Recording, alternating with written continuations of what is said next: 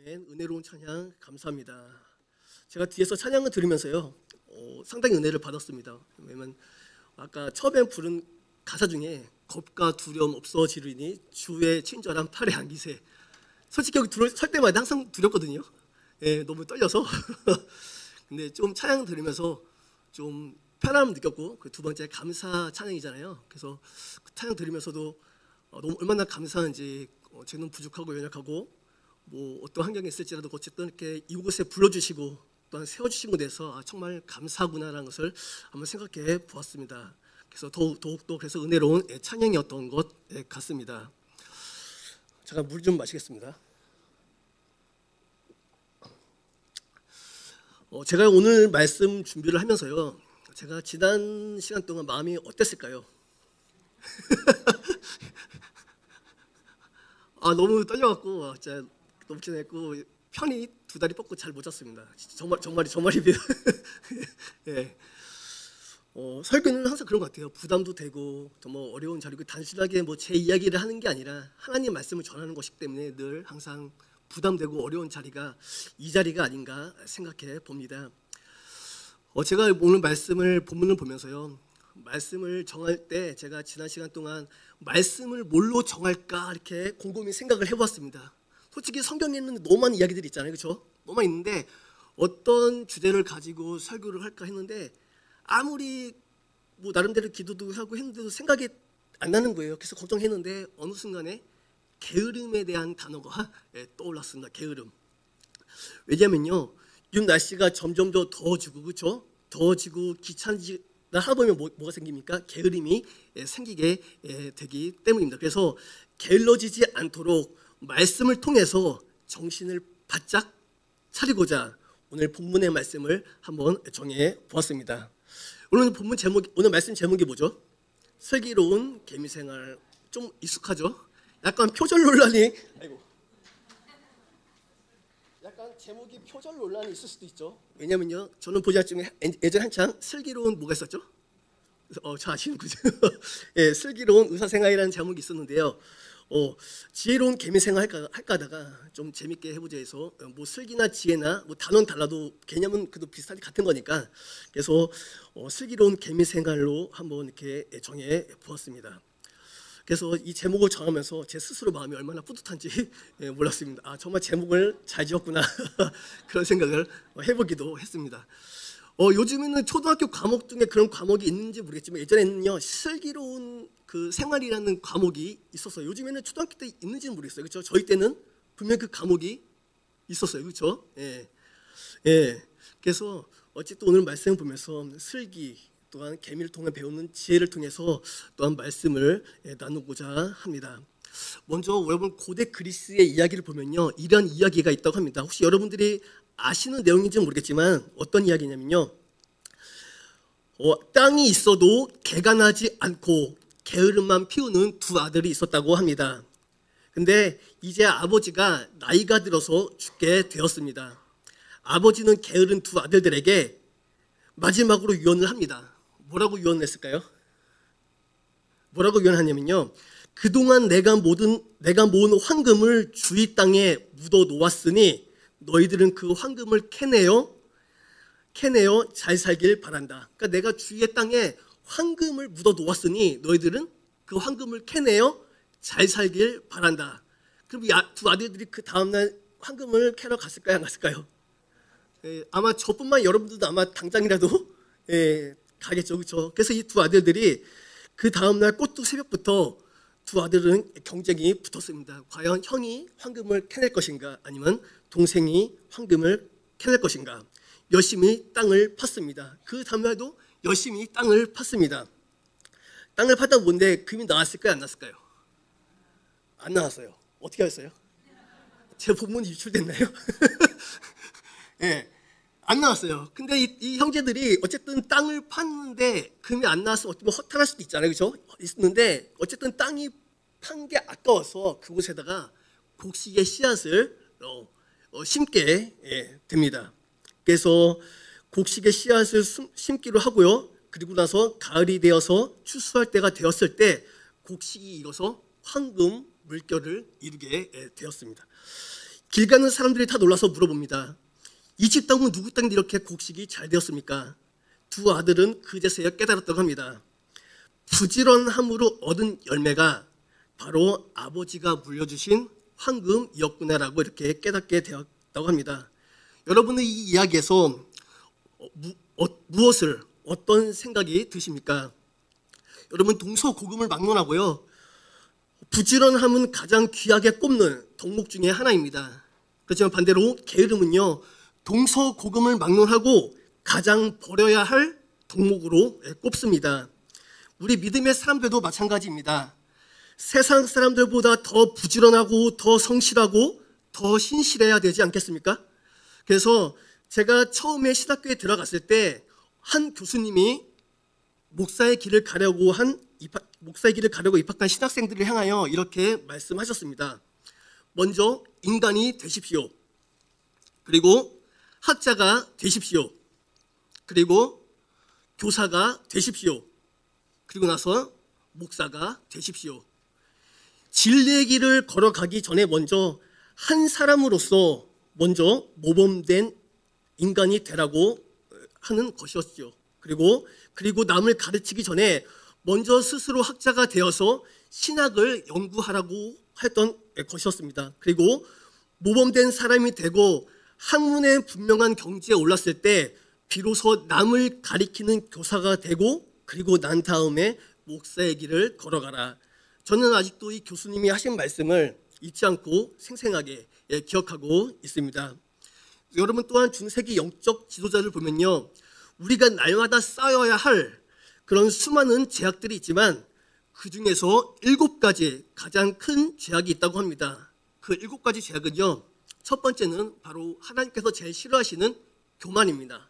그 두 번째는 시기, 질투입니다. 그리고 세 번째는 분노이고요. 그리고 네 번째는 탐심이고요. 그리고 다섯 번째는 식탐이고요. 그리고 여섯 번째는 정욕이고요. 그리고 마지막 7번째는 게으름이다라고 말하고 있습니다. 여러분들은 어떻습니까? 7가지 중에 어디에 속하십니까? 한번 우리 자신을 한번 돌아보시길 바랍니다.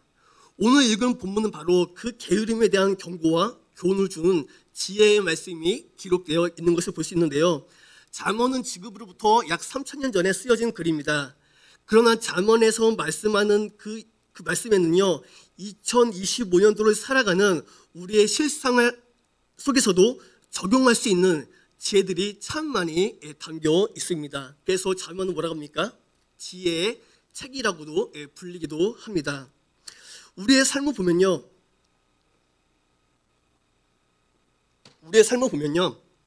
참 바쁘게 살아가고 있죠, 그렇죠? 그래서 아침 일찍부터 일어나서 저녁 늦게까지 정신없이 일하며 우리의 생활을 하고 있습니다. 그렇기 때문에 게으름이란 말을 딱 들었을 때 나랑은 상관없어, 우리랑 상관없어, 나는 아침부터 일어나서 저녁 때까지 열심히 일하는데 내가 왜 게을러, 나는 부지런해 라고 이렇게 분명히 생각을 하기도 합니다. 그렇지만 그렇게 생각하는 이유는 게으름을 생각할 때 백수로 집에서 빈둥빈둥 노는 사람이 있나 아니면 거리에서 있는, 즉 노숙자 아무 때서나 누워 자는 모습을 생각하기 때문에, 그렇게 놓고 생각을 하기 때문에 게으름이라는 단어를 쓰게 됩니다. 그렇지 않고 열심히 일한 나는 절대로 게으르지 않다고 많은 사람들이 그렇게 생각을 합니다. 그러나 게으름은요, 단지 그러한 모습만 의미하는 것이 아닙니다. 성경에서 말하는 게으름이란요, 신앙이 내 생활을 주도하는 삶이 아니라 생활이 내 신앙을 주도하는 삶을 말하는 것입니다. 신앙이 내 생활을 주도하는 삶이 아니라 생활이 내 신앙을 주도하는 삶, 그것이 바로 게으름이란 것입니다. 다시 말해서 바쁜 생활을 하는 요즘 현대인을 보면요, 신앙이 생활을 주도하기보다는요, 생활이 신앙을 주도하는 것을 많이 보게 됩니다. 그래서 신앙이 생활을 이끄는 것이 아니라 나의 생활이, 나의 감정이, 그리고 우리의 신앙을 이끌어가는 경우를 종종 우리가 보게 됩니다. 바쁘기 때문에 신앙생활 못하고, 바쁘기 때문에 기도생활 못하고, 바쁘기 때문에 성경 볼 시간이 없다고 말합니다. 어찌 보면 물론 틀린 말은 아닙니다. 솔직히 예전에는 솔직히 일 안 하는 사람들이 더 많았어요, 그렇죠? 근데 요즘에는 어쩌니까 오히려 일 안 하시는 분들보다 하시는 분들이 더 많은 것을 볼 수가 있습니다. 그래서 예전에는요, 일하는 사람보다 안 하는 사람들이 더 많았기 때문에 봉사할 사람들도 더 많이 있었습니다. 그렇지만 오늘날 어떻습니까? 일하는 분들이 너무 많다 보니까 시간이 솔직히 없기도 해요. 그렇죠? 그러다 보니까는 봉사할 사람도 부족해지고 어찌 보면 예배할 시간도 부족해지고 또한 기도할 시간도 부족해지는 삶이 오늘날 현대들의 삶이라고 할 수 있습니다. 그래서 보면요, 제가 여러분들 다 겪어보셨겠지만 제가 어렸을 때만 해도 주일 예배에 한번 빠지잖아요. 그거 어떤 생각이 듭니까? 당장에 큰일 나는 것처럼 그렇죠? 네, 당장에 뭔 일 날 것처럼 되게 걱정. 오늘 주일 빠졌는데 내일 당장에 나에게 무슨 일이 생기는 거 아닐까, 그런 마음에 들게 됩니다. 근데 어느 순간부터 주일 한번 딱 빠졌어요. 빠졌는데 아무 일 안 일어나네? 다음에 한번 또 빠졌어요? 안 일어나네? 그러다 보세요. 한 번 빠지고 두 번 빠지고 이런저런 이유로 계속 빠지다 보면요, 점점 우리 어떻게 됩니까? 게을러지는 삶으로 살아갈 수밖에 없게 되는 것입니다. 그래서 또한 어려우면 어려움 때문에 신앙이 끌려가기도 합니다.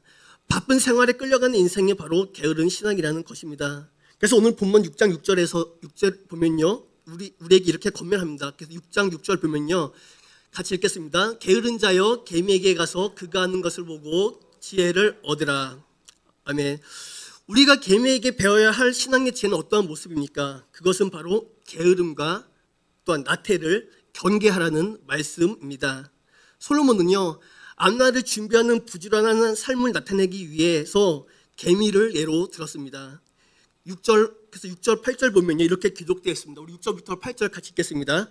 게으른 자여 개미에게로 가서 그가 하는 것을 보고 지혜를 얻으라.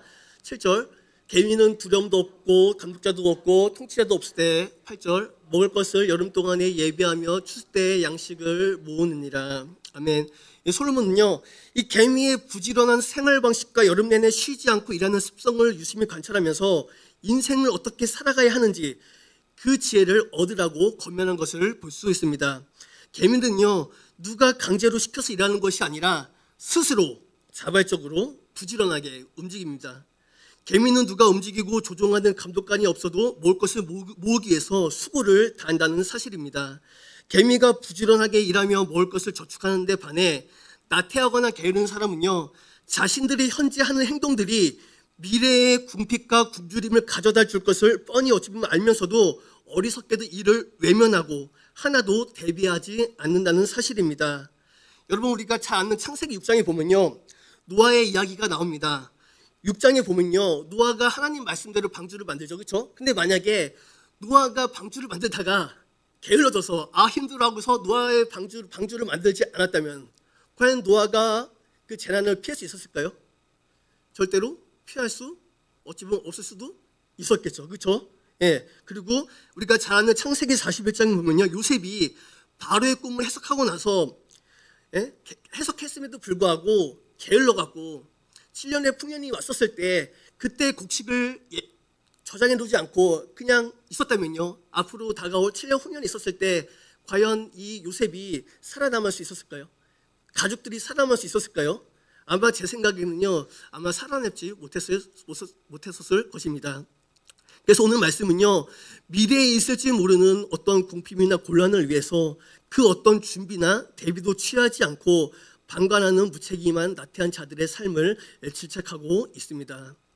또한 게으른 자들의 특징은요, 잠이 많다는 것입니다. 우리 9절부터 11절 같이 읽도록 하겠습니다. 게으른 자여 내가 어느 때까지 누워 있겠느냐, 내가 어느 때 잠이 깨어 일어나겠느냐, 좀 더 자자, 좀 더 졸자, 손을 모으고 누워 있자 하면 내 빈궁이 강도같이 오며 내 곰핍이 군사같이 이르리라. 아멘. 여러분, 우리가 보통 게으른 사람 하면요, 제가 아까도 말씀드렸지만 떠오르는 자세가 딱 떠오릅니다. 뭡니까? 침대나 바닥에 누워있고 소파에 비스듬히 누워있거나 이러한 자세들을 많이 생각하게 됩니다. 그리고 아침이 밝아와도 일어날 생각을 하지 못합니다. 여러분, 육적인 나태함은 영적인 파멸과 같이 하나로 묶여 있다는 사실입니다. 여러분, 육적인 나태함은요, 영적인 파멸을 가지고 옵니다. 여러분, 우리가 잘 아는 사무엘하 11장에 보면요, 다윗 알죠? 다윗이 죄를 범하는 장면이 기록되어 있습니다. 다윗이 그 11장에 보면요, 다윗의 부하들은요, 암몬과의 전쟁에서 막 전쟁터 싸우고 있는데 다윗은 그때 무엇을 하고 있습니까? 전쟁 싸울 때 침상에서 저녁 때, 아침도 아니에요. 저녁 때 침상에서 일어나 왕궁 옥상을 거닐다가 한 여인이 목욕하는 것을 보게 됩니다. 그 여인이 바로 여러분 잘 아시는 누구죠?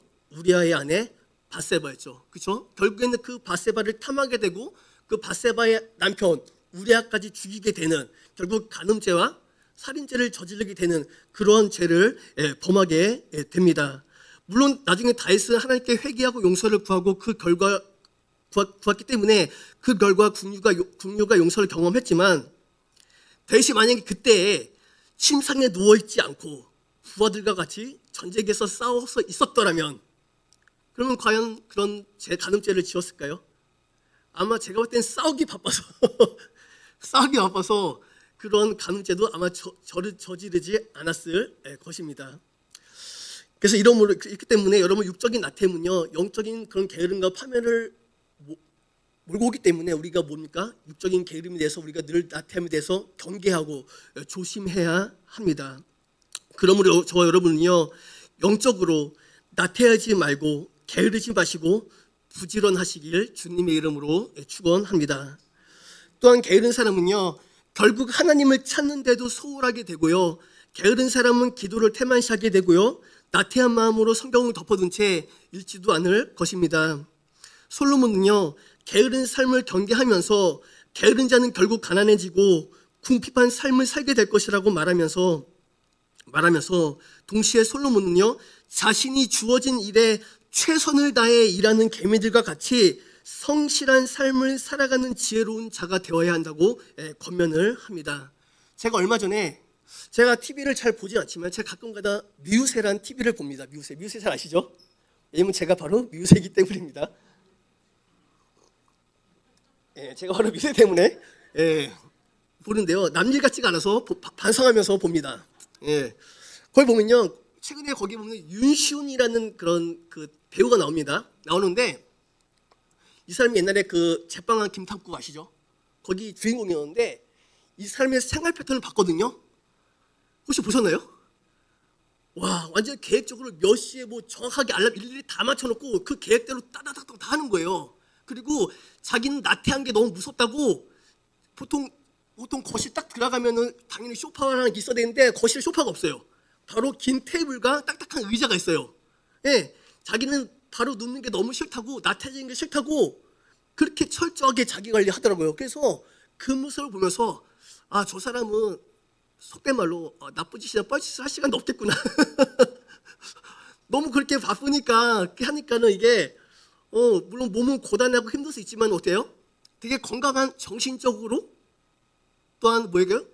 육체적으로 건강한 삶을 살고 있더라고요. 그 모습을 보면서 저것을 대입해서 우리는 그렇게 하기 솔직히 쉽지 않잖아요, 그렇죠? 근데 그것을 영적으로 대입하면은 우리가 나태하지 않도록 그렇게 영적인 시간표를 짜 놓는다면은 우리가 정말로 사탄이 틈탈 틈도 아마 없을 것이라고 저는 그렇게 생각을 합니다. 그러므로 여러분들, 우리가 영적으로 나태하지 않도록 우리가 그런 영적인 시간표를 세우시는 저 여러분의 삶이 되시길 소망합니다. 제가 이렇게 말씀드리는 이유는요, 뭐 제가 그렇게 해서 그렇게 말하는 게 아니라 저도 그렇게 잘 못하기 때문에 말씀드리는 거예요. 같이 하자고. 솔직히 목사 됐다고 해서 그거 할 것 같습니다. 저도 솔직히 목사 연습한 지 얼마 안 됐지만은 목사 되면은 이렇게 해야지. 하게 해서 다 계획 짰어요. 그래, 전도사, 강도사까지 좀 못해도 괜찮아. 그런 마음이 솔직히 있었어요. 근데 목사가 되면 이제 다르잖아요. 이제 좀 더 기도도 더 열심히 해야 되고 말씀도 또 봐야 되고 이렇게 마음 먹었었는데, 솔직히 마음 먹은 대로 솔직히 잘 안 될 때도 솔직히 많이 있습니다. 많이 있어요 정말로. 여러분도 마찬가지잖아요. 우리가 연말이 어떻습니까? 내년에는 뭐 해야지 해요. 근데 벌써 상반기가 지났죠? 한번 돌이켜 보십시오. 잘 지켜지고 있는지요? 물론 잘 지켜진 것도 있겠지만은 그렇지 않은 것도 있다는 사실이죠. 왜 안 지켜지는 거예요? 점점점 게을러지고 있기 때문에. 저는요, 제 자신을 잘 압니다. 저는요, 제가 보면요, 제가 지금까지 파트 사역도 많이 했지만은 파트 사역 할 때마다 저는 알바를 했어요. 알바를 왜 한지 아십니까? 단순히 돌보기 위해서 했을까요? 저는요, 뭔가 주어지면 그래도 성실히 하는데 자발적으로는 제 성실한 스타일이 제가 아닌 거 제가 잘 알아요. 그래서 뭔가 주어지지 않으면 너무 나태해지고 게을러질 것 같아서 일부러 제 스스로 뺑뺑이를 돌렸어요. 일부러 스스로. 그래서 알바도 많이 했어요. 이것저것. 틈을 안 주려고, 좀 바쁘게 살려고. 안 그랬으면 저도 집에서 일 먹고 그럴 것 같아갖고, 예. 물론 윤시훈처럼 그렇게는 못했지만은 그래도 나름대로 저도 그렇게 될까봐 나름대로 그렇게 스스로가 일부러 뺑뺑이 돌리고 일부러 그렇게 했습니다. 왜 부지런하게 살아보려고. 예. 예. 안 그러면은 사람은 아까 잠깐 방심하면요 나태해지기 쉽습니다. 여러분 뭐 예배도 그렇잖아요. 뭐 새벽기도, 수요일도, 금요일도 한번 나태해지기 시작하면요 이게 한도 끝도 없어요. 계속 이게 그 수렁으로 빨아들 수밖에 없어요. 그럼 여러분도 우리가 나태하지 않도록 나태함을, 게으름을 늘 경계하시는 여러분의 삶이 되시길 소망합니다.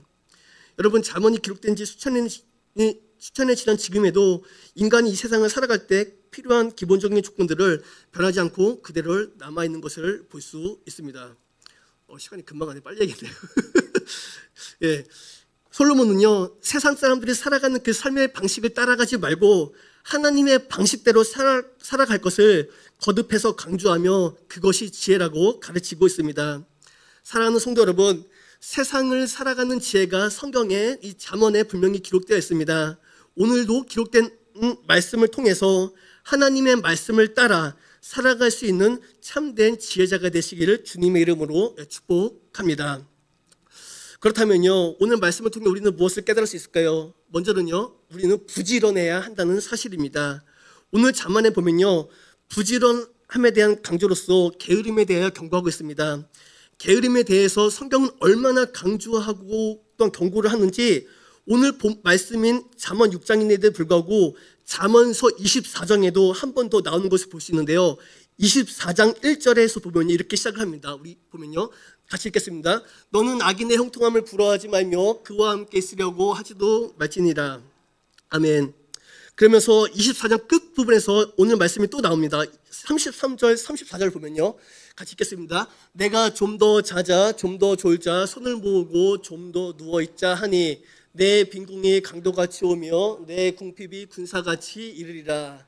오늘 본문 읽은 말씀이 그대로 24장에 기록되는 것을 볼 수 있습니다. 여러분 게으르면서 악인의 형통함을 부러워하기보다는 오히려 부지런함으로 스스로 형통한 사람이 되라는 말씀이 아니겠습니까? 여러분 요셉도 어찌했어요? 요셉은 어떤 사람이죠? 형통한 사람이었죠. 왜 형통했습니까? 요셉은요 환경에 구애받지 않고 성실했습니다. 부지런했습니다. 그렇죠? 노예 생활에 끌려갔을 때도 어떠한 상황에 있을지라도 불평하지 아니하고 불만 갖지 아니하고 끝까지 성실하게 게으르지 않고 그렇게 행했더니 결국 하나님께서 어떻게 역사하십니까? 보디발 장군을 통해서 바로 애굽의 총리로 세우는 것을 볼 수 있습니다. 여러분 부지런한 것은요 고단하고 피곤한 것이 아니라 좋은 것입니다. 부지런하지 않는 것은 나쁜 것입니다. 부지런히 움직이면 고단합니다. 아니 피곤합니다. 그렇지만 아무것도 안 하고 손 하나 까딱하지 않고 그저 누워서 쉬고 잠만 자면 얼마나 좋을까요? 과연 그렇겠습니까? 때로는 눕고 싶고 쉬고 싶죠. 그렇죠? 보세요. 아무것도 안 하고 보세요. 하루 이틀은 좋아요.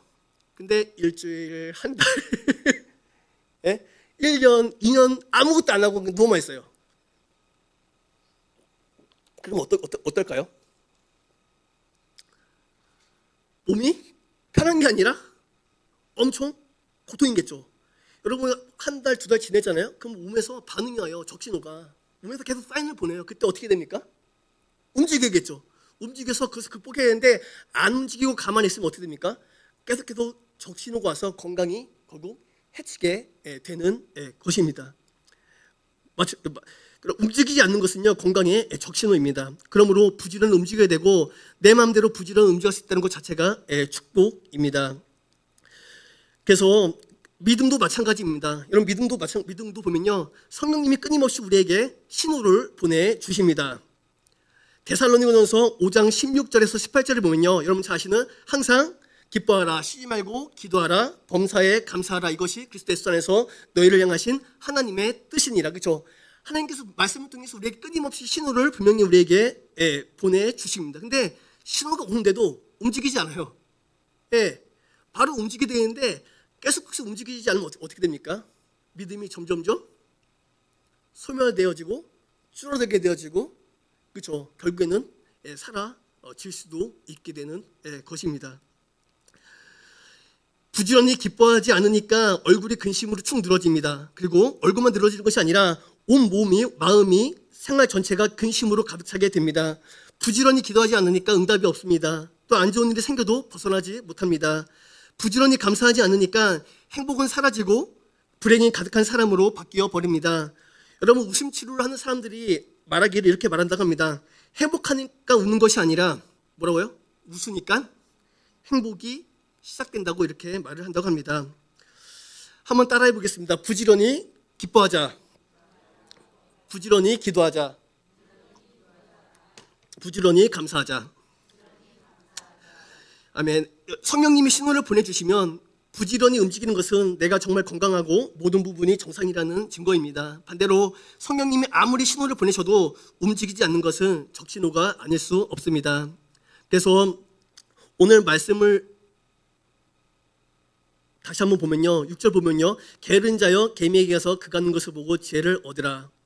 개미가 과연 지혜가 많아서 사람보다 더 지혜로워서 부지런하겠습니까? 과연 개미가 사람보다 더 지혜로울까요? 결코 그렇지 않습니다. 개미는 분명 사람보다 지혜가 없습니다. 하지만 하나님께서 만드신 창조의 질서인 부지런함을 쫓아서 살아갈 때에 두려움이 없지만 다투지도 않습니다. 여름 동안 부지런히 예비할 때 추수 때에는 양식을 넉넉하게 거두게 됩니다. 그렇습니다. 내가 방법을 다 알아서 축복받는 사람은 그렇게 많지 않습니다. 성경에도 보면요, 하나님의 뜻을 속속들이 다 아는 사람은 없습니다. 그렇기 때문에 하나님의 뜻을 다 알 수 없기 때문에 바로 순종하는 것입니다. 좀 지혜가 부족하여도 하나님의 말씀대로 순종하며 살아갑니다. 하나님께서 말씀하신 길로 걸어갑니다. 부지런합니다. 게으름을 멀리합니다. 그러면 그 사람은 부지런한 사람에게 주시는 축복을 받게 되는 것입니다. 게으른 사람이 빠지는 불행에 빠지지 않게 되는 것입니다. 믿음의 사람들이 좀 지혜가 부족하여도 하나님의 말씀에 순종할 때 기뻐합니다. 기도합니다. 감사합니다. 그러면 내가 기뻐하는 사람이 받는 축복, 기도하는 사람이 받는 응답, 감사하는 사람이 받는 은혜를 다 받게 될 줄로 믿습니다. 그래서 성경에는요, 스스로 똑똑하다고 착각하는 사람은 다 곤란에 빠진 것을 볼 수가 있습니다. 아담이 어찌합니까? 스스로 하나님보다 더 지혜롭게 되려다가 에덴 동산에서 쫓겨나게 됩니다. 사울 역시도 자기 맘대로 기다리지 못하고 예배도 주관하고 기도하지 않고 점추전을 하다가 결국 왕의 자리에서 쫓겨나게 됩니다. 그렇지만 아브라함은 어찌 됩니까? 그저 하나님께서 지시하는 땅으로 부지런히 찬양하지 아니하니 사랑의 부귀는 부지런한 것이니라. 또한 잠언 13장 4절 읽겠습니다. 게으른 자는 마음으로 원하여도 얻지 못하나 부지런 자의 마음은 풍족함을 얻느니라. 어찌 보면 부지런하지 않으니까 불행하다고 느끼고 원망하고 서로 다투는 것이라고 볼 수도 있습니다. 부지런한 사람들은 불행을 느낄 여유조차 없습니다. 부지런한 사람이 모이면 부지런히 자기 일을 하다 보니 감독자가 없어도 다투지 않게 됩니다. 부지런히 살아가다 보며 풍족함을 나누게 되는 것입니다. 예수님께서는 어떤 사람을 원하십니까? 로마서 12장 11절에 이렇게 기록되어 있습니다. 로마서 12장 11절에 보면요, 뭐라고 기록되어 있냐면요, 제가 한번 읽도록 하겠습니다. 부지런하여 게으르지 말고 열심을 품고 주를 섬기라. 부지런하여 게으르지 말고 열심을 품고 주를 섬기라라고 분명히 기록되어 있습니다. 그러므로 저와 여러분은요, 게으르지 마시고 부지런하시길 주님의 이름으로 축원합니다. 두 번째는요, 자원하는 신앙입니다. 여러분, 개미는요, 억지로 일하지 않습니다. 누가 시켜서 일하지 않습니다. 개미를 자세히 보면요, 누가 채찍을 두고 일을 시키는 감독이나 두령이 없습니다. 7절에 보면 그래서 개미에게는 두령도 없고 간역자도 없고 주권자도 없다고 말하고 있습니다. 그런데 개미가 일하는 모습을 보면요, 참 열심히 일합니다. 딴청을 피우거나 일을 안 하려고 한다거나 이리 빼고 저리 빼는 것을 발견하지 못합니다. 개미는 누가 있을 때 시키지 않는 대로 자원해서 스스로 열심히 일을 하는 곤충이라고 합니다. 그렇기 때문에 하나님께서 우리에게 너희는 개미가 일하는 모습을 보면서 지혜를 얻으라는 것입니다. 신앙생활도 마찬가지입니다. 하나님께서는요, 우리가 억지로 하는 것이 아니라 우리가 자원하여서 하나님을 섬기기를 원하고, 자원해서 하나님을 사랑하기를 원하고, 자원해서 하나님의 일을 감당하기를 원하십니다. 하나님께서는요, 우리를 자유자로 부르셨습니다. 그런데 만약 우리가 누가 시켜서, 억지로 시켜서 신앙생활을 한다면 어찌 보면 우리는요, 불행한 신앙생활을 한다고 볼 수 있습니다. 하나님께서는 우리를 노예로 부르신 것이 아니라 자유자로, 하나님의 자녀로 하나님의 은혜와 사랑을 깨닫고 자원하는 마음으로 하나님을 섬기고 하나님을 찬양하고 하나님께 드리기를 원하십니다. 그래서 사도 바울은요, 고린도서 9장 7절에 이렇게 말하고 있습니다. 같이 읽겠습니다. 각각 그 마음에 정한 대로 할 것이요 인색함으로나 억지로 하지 말지니 하나님은 즐겨내는 자를 사랑하시느니라. 아멘. 하나님은요, 즐겨내는 자, 즐겨하는 자를 기뻐하시고 분명히 받으십니다. 그것은 예배, 헌금, 찬양, 봉사도 마찬가지입니다. 우리는 하나님의 뜻이라며 자원하며 충성해야 합니다. 그래서 우리가 예수 믿는 자로서 하나님을 섬기는 자의 모습을 자원함으로 하는 모습입니다. 무슨 일을 하든지 자원함과 즐거움으로 하라는 것입니다. 나에게 자원하는 마음, 즐거워하는 마음이 생기지 않으면 어떻게 해야 합니까? 바로 기도해야 합니다. 그래서 시편 51편 12절에 보면요, 이렇게 기록되어 있습니다. 같이 읽겠습니다. 주의 구원의 즐거움을 내게 회복시켜 주시고 자원하는 심령을 주사 나를 붙드소서. 아멘. 매사에 자원하고 헌신할 때 축복을 받습니다. 그러므로 여러분, 매사에 자원하고 하나님의 일을 하며 헌신하는 여러분의 삶이 되시길 주님의 이름으로 축원합니다. 그리고 여러분, 세 번째는요, 개미에게 배워야 할 지혜는요, 바로 합력입니다. 합력. 여러분, 개미는요, 힘을 모아서 함께 일을 한다고 합니다. 개미를 잘 보시면서 보면요, 혼자 돌아다니는 개미가 잘 보이지 않습니다. 꼭 몇 마리나 여러 개미가 함께 일을 합니다. 여러분, 개미는요, 좋은 먹이를 발견하면 머리 안테나로 동료 개미를 부른다고 합니다. 우리처럼 좋은 먹이를 발견하며 숨기거나 혼자서 먹는 것이 아니라 찾은 먹이를 함께 들고 집으로 운반한다고 합니다. 또 높은 곳을 올라갈 때는 자기 몸을 동료가 밟고 올라갈 수 있도록 등을 내준다고 합니다. 먼저 앞선 개미가 뒤에 있는 개미가 더 높이 올라갈 수 있도록 자신의 몸을 밟고 어려운 곳을 올라가게 합니다. 내 등을 타고 올라가도록 한다는 사실입니다. 그렇다면 우리가 예수를 믿는 그리스도인이라면 그런 모습이 있어야 되지 않겠습니까? 나보다 더 좋은 신앙을 가질 수 있도록 우리의 등을 내놓을 수 있는 자세 말입니다. 여러분, 세상은요, 누가 나보다 잘 되고 앞서가려고 하면요, 떨어뜨리려고 하고 밟으려고 합니다. 그러나 하나님의 은혜로 구원을 받은 성도가 된 우리들은요, 다른 이들을 더 섬기고 더 그들을 섬기며 또 그들이 성공하기 위해서 우리의 등을 내놓을 수 있는 사람이 되어야 합니다. 목자가 부장님이 또 담임 목사님이 목회자가 더 잘할 수 있도록 서로 협력하고 더 잘할 수 있도록 등을 내놓을 수 있는, 나만이 아닌 함께 축복을 누리기 위해서 희생할 수 있는 저와 여러분과 우리의 한마음 교회 되기를 주님의 이름으로 축원합니다.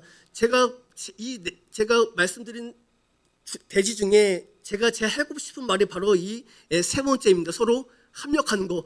우리 교회가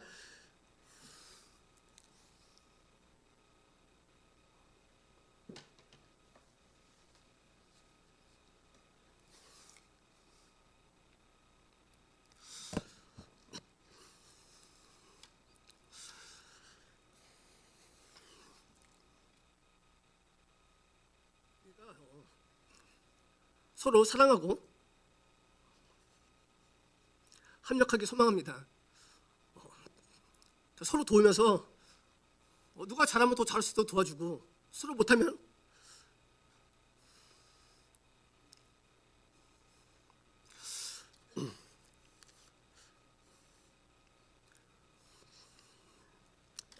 우리의 등을 내어줄 수 있는 여러분 되시길 소망합니다. 그럴 때 정말 주님께서 정말 우리 교회를, 여러분들을 더욱더 축복해 주실 믿습니다. 여러분, 많이 바쁘고 힘든 거 저도 너무나 잘합니다. 힘들고 바빠도, 물론 시간이 안 되고 바쁘면 어쩔 수 없죠. 아프면 어쩔 수 없죠. 그렇지만 여러분, 꼭 내일이 아니어도, 옆 사람이 힘들면은, 꼭 내일이 아니어도 시간이 되시고 건강이 되시면은 같이 협력해서 도와주는 섬기는 여러분의 삶이 되시길 소망합니다. 그럴 때 하나님께서는 그것을 다 보시고 또 받아주시고 또 여러분의 삶을 더욱더 축복해 줄 믿습니다. 그리고 마지막으로는요, 개미에게 우리에게 배워야 할 지혜는요, 미리 준비하는 삶입니다. 개미는요, 내일을 위해 일을 하고 준비합니다. 개미는 겨울을 준비하기 위해 여름에 수고를 합니다. 개미는 미래를 준비하기 위해 오늘을 준비합니다. 잠언 6절 8절에 보면요, 먹을 것을 여름 동안에 예비하며 추수 때의 양식을 모으느니라. 왜 추수 때 모읍니까? 왜 눈 오고 추운 겨울을 바로 준비하기 위해서입니다. 약한 민물인 개미도 겨울이 오면 음식이 없다는 것을 알고 한여름에 겨울을 준비합니다. 그런데 만물의 영장이라고 불리는 사람만이 미래를 준비하지 않고 살아가는 경우가 많이 있습니다. 여름이 지나면 겨울이 오듯이 이 땅에 80년, 90년, 뭐 많아야 100세 인생이라 할지라도 그 짧은 삶을 마친 후에 영원한 새로운 삶을 우리가 맞이하게 됩니다. 이 땅에서 어떠한 삶을 살았는지 하나님 앞에서 그리스도의 심판을 받아야 할 때가 반드시 있다는 것입니다. 그런데 많은 사람들이 이 땅에서 사는 것이 다인 줄 알고 이 땅의 것만을 위해서 살아갑니다. 겨울이 오는 것을 깨닫지 못하고 여름을 위해서만 사는 배짱이와 같다고 볼 수 있습니다. 개미를 보고 내일을 준비하는 어떤 미래를 준비하고 주님이 오실 때를 준비하며 살라는 것입니다. 내일은 오늘을 준비하는 사람에게만 있는 것입니다. 영원한 천국의 상은 미래를 바라보며 주님을 위해 오늘을 희생하며 헌신하는 사람에게 주어집니다. 우리는 이 땅에서 천국 갈 준비를 해야 하고 이 땅에서 사명을 주셔서 보낸 하나님을 만날 준비를 하며 우리는 살아가야 합니다. 지금 내가 편하고 지금 내가 하고픈 일을 위해 뛰는 잠시 있다 사라질 이 땅의 것을 쫓는 삶이 아니라 다가오는 하늘나라를 준비하면서 그곳에서 살 준비를 하며 살아야 하는 지혜를 오늘 말씀을 통해서 개미를 통해서 배우라는 것입니다. 여러분, 게으름은 분명히 죄입니다. 생활이 바쁘다고 시간이 없다고 하나님 일에 내 영혼이 성장하는 일에 믿음으로 사는 일에 게을러지기 시작하며 우리의 영혼이 내 영혼이 빈곤이 강도와 같이 임하게 된다는 사실입니다. 우리가 너무 잘 아는 마태복음 25장 1절부터 13절 보면은 어떤 말씀이 있습니까? 신랑을 맞이하는 10처녀의 그런 이야기가 나옵니다. 10명은 모두 나름대로의 준비를 합니다. 5명은 등장에 필요한 기름을 준비했고요. 나머지 5처녀는 기름을 준비하지 않았습니다. 그 결과 어찌 되었습니까? 기름을 준비한 5처녀는요, 혼인잔치에 들어갑니다. 그렇지만 기름을 준비하지 않은 처녀는 혼인잔치에 들어가지 못하는 것을 볼 수가 있습니다. 여러분, 많은 사람들이 꿈을 꿉니다. 그런데 그것이 이루어지는 사람이 있는가 하면 이루어지지 못하는 사람이 있습니다. 그 차이가 무엇입니까? 열심히 있는 부지런한 사람과 게으른 사람의 차이인 것입니다. 그렇기 때문에 잠언 13장 4절에는 이렇게 말합니다. 게으른 자는 마음으로 원하여도 얻지 못하나 부지런한 자의 마음은 풍족함을 얻느니라. 부지런한 자는 이룰 수 있다는 것입니다. 꿈과 비전만 가지고는 되지는 않는다는 사실입니다. 반드시 수고함과 노력이 있어야 한다는 사실입니다. 그러므로 저와 여러분은 하늘나라를 바라보며 하늘의 영원한 상을 바라보며 준비하며 살아가는 귀한 신앙인이 여러분의 삶이 되시기를 주님의 이름으로 축원합니다. 말씀을 정리합니다. 부지런함은 축복입니다. 부지런한 게 내 마음대로 움직일 수 있다는 것 자체가 건강하다는 증거입니다. 개미는 지혜가 부족하지만 하나님께서 만드신 뜻대로 순종할 때 부지런한 자가 받는 축복의 자리에서 살아가는 미물이 된 것입니다. 다툼이 없습니다. 화합을 합니다. 가을에는 양식이 풍족합니다. 좋은 길을 모두 알아서 지혜롭게 하여 축복하는 사람은 없습니다. 다 알 수는 없지만 말씀대로 순종하며 살아가면, 그렇게 살아가다 보면 부지런할 때, 성실할 때 부지런한 자가 받는 축복을 나도 여러분도 받게 될 줄로 믿습니다. 부지런할 때 화목하게 될 줄 믿습니다. 믿음도 부지런하여서 뜻대로 열심히 움직여야 하겠습니다. 그래서 건강한 믿음의 사람으로 살아가고 부지런한 자가 받는 축복 속에 살아가는 저와 여러분이 다 되시기를 주님의 이름으로 간절히 축원합니다. 아멘. 기도하겠습니다. 하나님 아버지 감사합니다. 오늘 우리에게 귀한 하나님의 말씀을 주시니 또한 감사를 드립니다. 하나님께서 우리들을 성실하게 돌보시는 것처럼 우리도 우리에게 주신 삶을 성실하게 살아가게 하시고 맡겨주신 귀한 사명 또한 성실하게 부지런하게 감당해낼 수 있도록 저희들을 붙들어 주옵소서. 특별히 저희들이 삶 가운데 때로는 바쁘고 힘들고 어려울지라도 우리가 영적으로 나태하거나 게으르지 않도록 성령 하나님 친히 붙들어 주옵소서. 또한 이 세상을 살아갈 때 우리의 생각이나 내 생각이 아닌 하나님께 지혜를 구하게 하시고 구할 때 지혜를 충만하게 부어 주셔서 오늘 주신 하나님 말씀대로 살아갈 수 있도록 주님 이끌어 주시옵시고 인도하여 주옵소서. 감사드리며 예수님의 이름으로 기도드립니다.